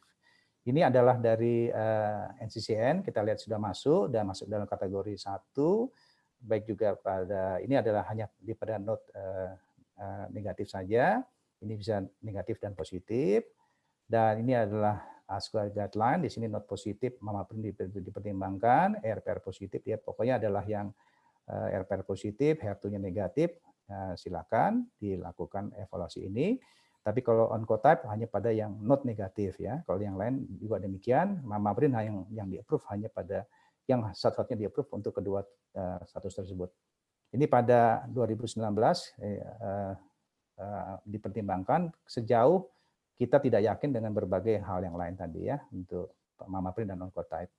Sebagai kesimpulan, Dr. Eko dan teman-teman sekalian, breast cancer adalah sangat heterogen dan memang merupakan tantangan yang besar buat kita semua.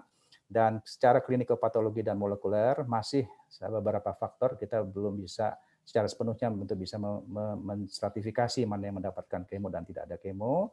Untuk itu, genetic profiling misalkan dengan Mamaprin ataupun oncotype pada early breast cancer memberikan informasi tambahan buat kita mana yang bisa kita hindarkan adjuvan kemoterapinya, terutama pada pasien-pasien yang tidak ada kesesuaian antara clinical risk dan juga dengan low GAP. Jadi kita bisa menggunakan tes-tes ini. Demikian, terima kasih. Saya sampaikan mudah-mudahan bisa bermanfaat. Wassalamualaikum warahmatullahi wabarakatuh. Waalaikumsalam warahmatullahi wabarakatuh. Terima kasih Dr. Sosviadi atas materinya yang sangat menarik dan jelas untuk kita semua. Oke, kita akan sampai pada pembicara ketiga, Dr. Kilelo dari Singapura yang akan membawakan satu materi tentang pengalaman klinis penggunaan genomic assay untuk guiding dari adjuvant treatment pada breast cancer. The third speaker is a medical oncologist from National Cancer Center in Singapore. He will deliver a very interesting topic this afternoon about his clinical experience to manage breast cancer patients in the genomic era and to guide the treatment to be personalized. He graduated from University of Melbourne, Australia in 2005 and was successfully trained as a medical oncologist by Victorian Medical Oncology Training Group program. Upon completion of his medical oncologist training in Melbourne, he joined the NCCS as a consultant in the breast medical oncology unit. He is currently the Director of Education and Senior Residency Clinical Competency Chair in the Division of Medical Oncology and Deputy Director of Cancer Education at NCCS. He is also a senior consultant in the field of breast cancer and as well as active as clinical researcher as breast cancer and gynecologic cancer. Time 25 minutes. Please welcome Dr. Kilelo. Thank you. Thank you. Let me just share my screen.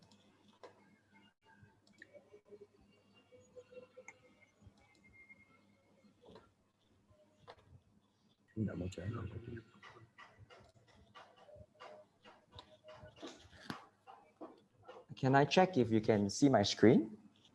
Okay. Can, okay. Thanks for your invitation to this very useful topic for us clinicians who treat breast cancer.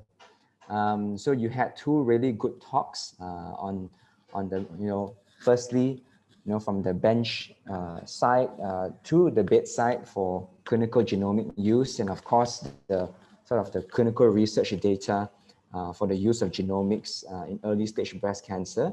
And I will try to bring my experience as well my thoughts on how we can use genomics to guide the use of adjuvant treatment in breast cancer. Okay, so these are my disclosures. Okay, so we know that the impact of adjuvant systemic therapy in breast cancer is profound in patients with breast cancer, right back to many years ago in 1973 when CMF was first introduced. And then further on to tamoxifen, the use of anthracyclines, taxanes, Herceptin, and AIs in the early 2000s. To the point where the National Institute of Health in the US actually recommended that adjuvant polychemotherapy should be recommended to the majority of women with breast cancer. So this was back in the early 2000s. We also know that the gains that are made from adjuvant systemic therapy in breast cancer is mainly contributed by the use of these therapies in regional cancers. So I'm talking about node positive as well as stage 3 cancers. So you can see here for stage 1 breast cancer, the gains are still there, but they are less compared to regional cancers. Now, when we think about that, we must also understand that that even though we are very focused in curing our patients from breast cancer, we must understand that there is a cost to the treatments that we give to the patients, because some patients do experience long-term side effects from the treatments that we give. Most of us have patients who have issues with chronic neuropathy because of chemotherapy. They may have heart problems, they may have chronic fatigue, and so forth. So we mustn't take lightly the cost to the patient in terms of side effects because of the treatments that we give. Then that brings us to the point that precision oncology is especially important in the adjuvant setting. We know that this topic about precision oncology is very much touted in the metastatic setting about finding the right gene to target and so forth. But in the adjuvant setting, where many of our patients will actually survive the cancer in the long term, it is especially important.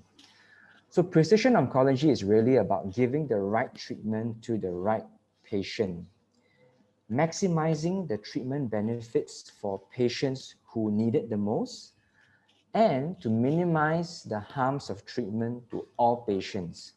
Okay, so one of the most basic things that we can do is we can either de-escalate the treatment. That means we give less treatment for patients who don't need that treatment, or we can even escalate the treatment for patients who are at higher risk of relapse, i.e. patients who need that treatment. So some examples of escalation of therapy. So we know that capecitabine in the adjuvant setting for residual triple-negative breast cancer after neoadjuvant chemotherapy has been shown to improve disease-free as well as overall survival. So we know on the background that patients with residual disease post neoadjuvant chemotherapy, especially triple negative breast cancer, they do really badly. So hence, escalation of therapy using adjuvant capecitabine for 6 months actually improves outcomes. Secondly, we can see here on the right where we use adjuvant TDM1 for patients with residual HER2 positive breast cancer after neoadjuvant chemotherapy.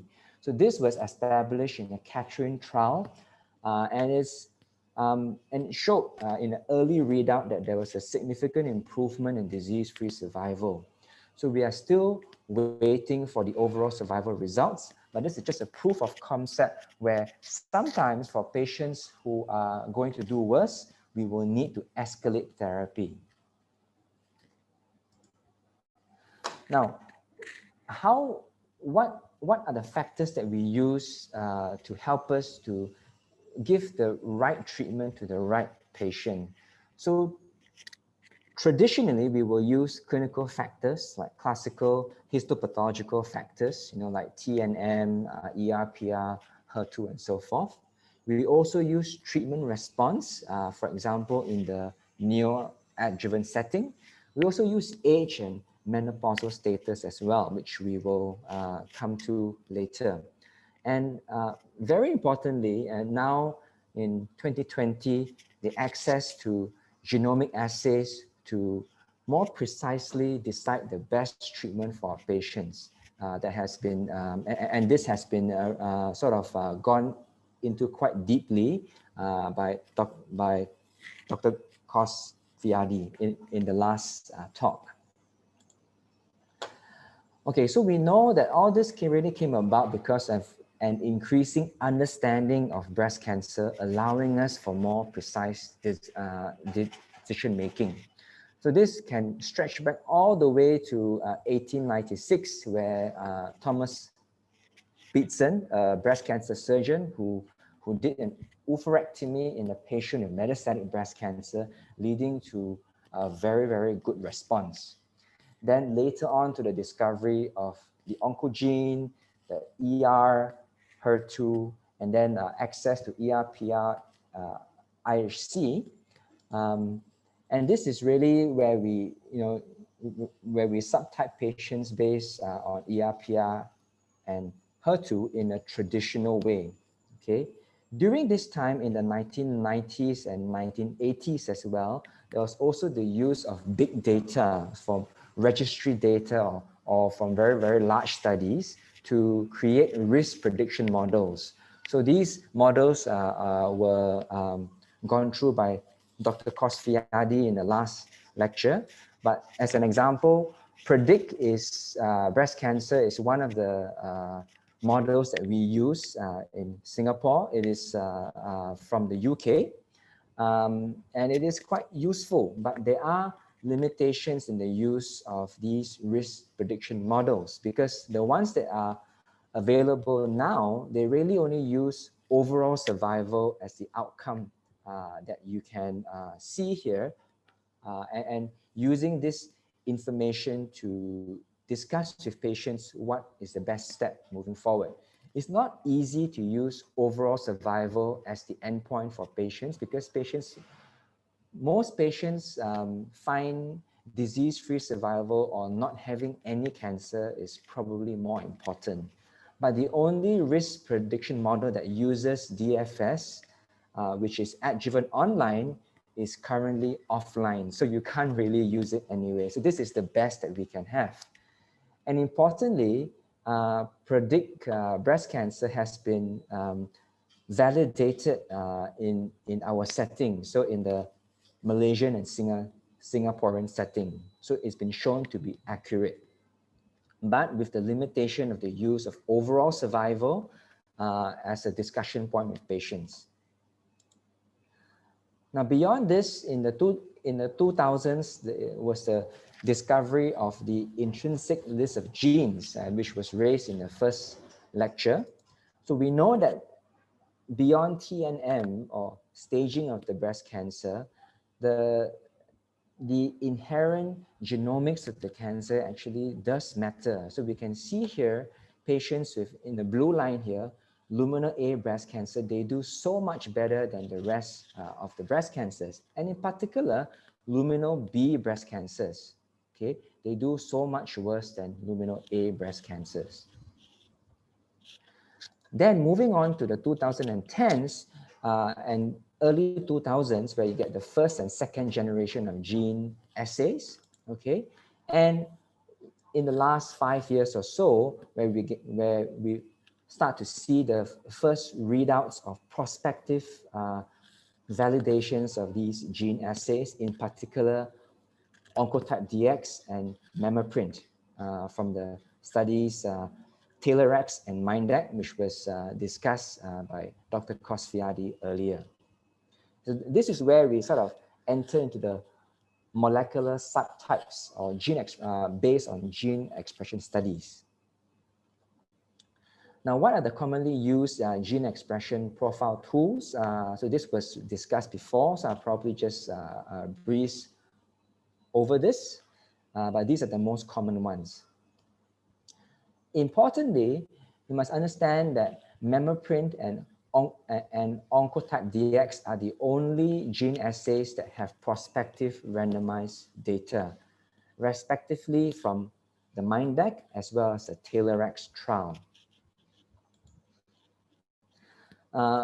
If you've not ordered MemmaPrint before, so this is an example of how the result may look like when you, for a patient that you ordered for.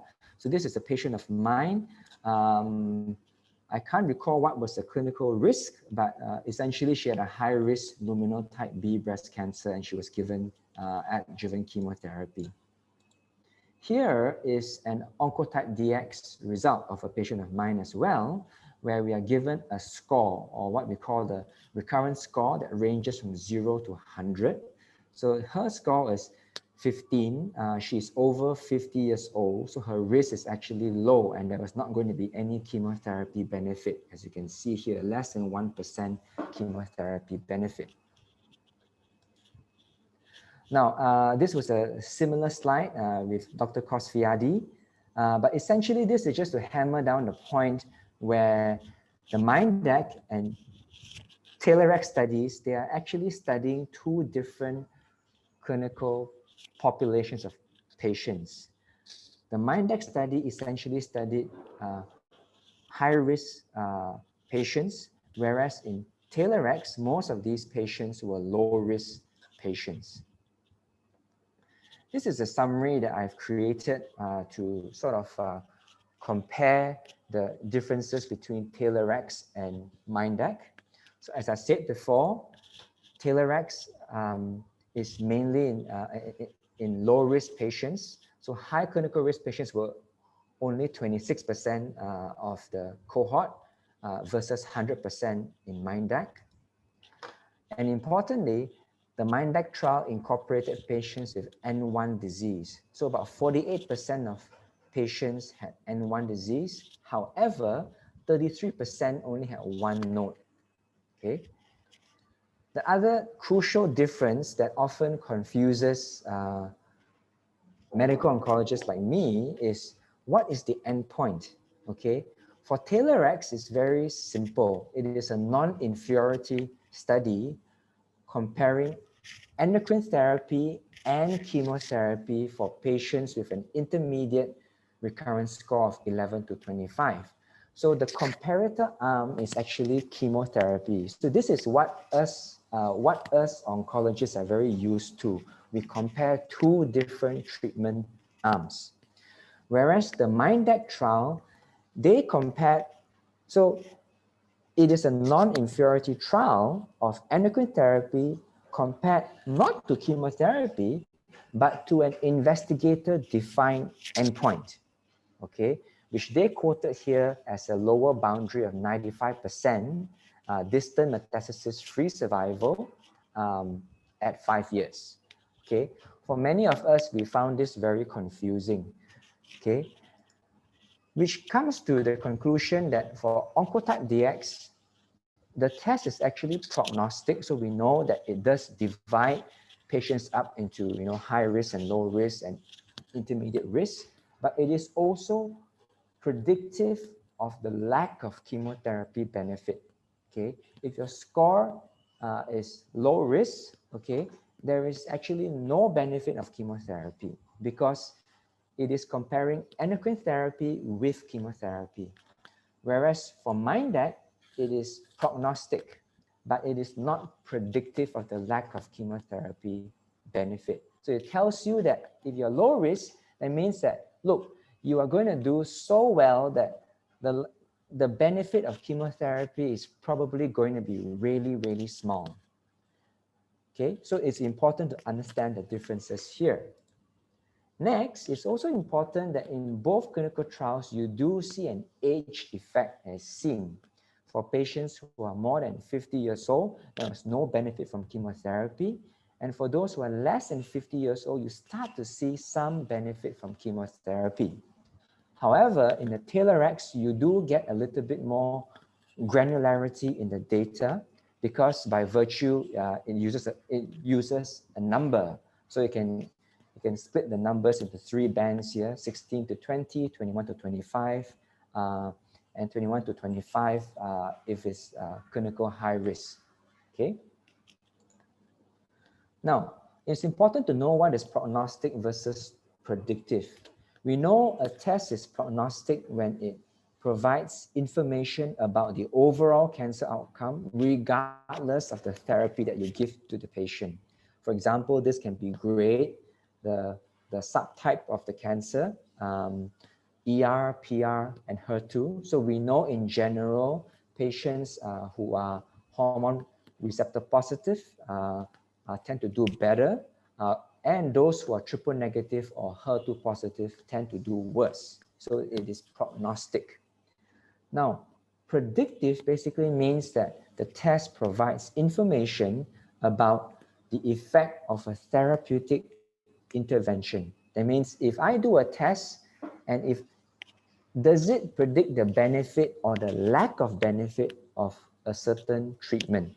Okay, so we know ER positivity predicts for the benefit of endocrine therapy. We know HER2 positivity predicts for the benefit of anti-HER2 therapy, and so forth for PIK3CA using alpelisib in a metastatic setting, BRCA using PARP inhibitors in a metastatic setting.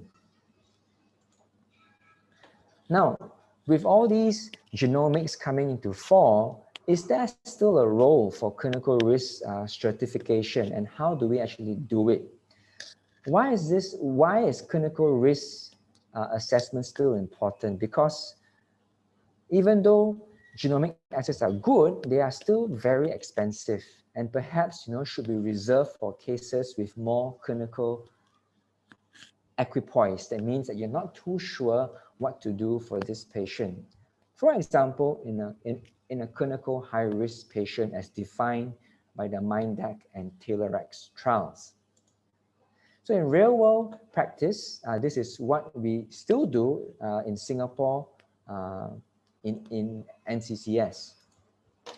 The MINDAC trial, where they use Memoprint, is focused solely on clinical high-risk patients, and TAILORx with Oncotype DX focuses mainly on clinical low-risk patients.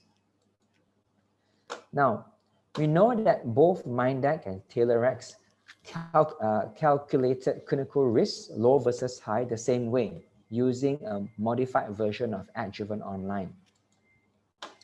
Low risk equals a 10-year breast cancer specific survival without any systemic therapy of more than 92%. This is how they calculated what was low risk or high risk, what was low risk in both trials. So for MINDAC, importantly, it included patients with N1 disease. Okay, so we must understand that these patients may have mainly have grade 1 disease, T1C, N1. Okay, must understand as well that 48% of the MINDAC cohort had N1 disease, means 1 to 3 nodes, but the majority of which only had 1 node involved. When you go down to having 2 nodes, 3 nodes, this number, I mean, these patients are underrepresented in a clinical trial. Then for the node-negative patients, they can see it here. Okay. Anything that is not low risk is considered high risk. Now, we also know that age and menopausal status does actually impact the outcome. So this was from ASCO last year on TAILORx.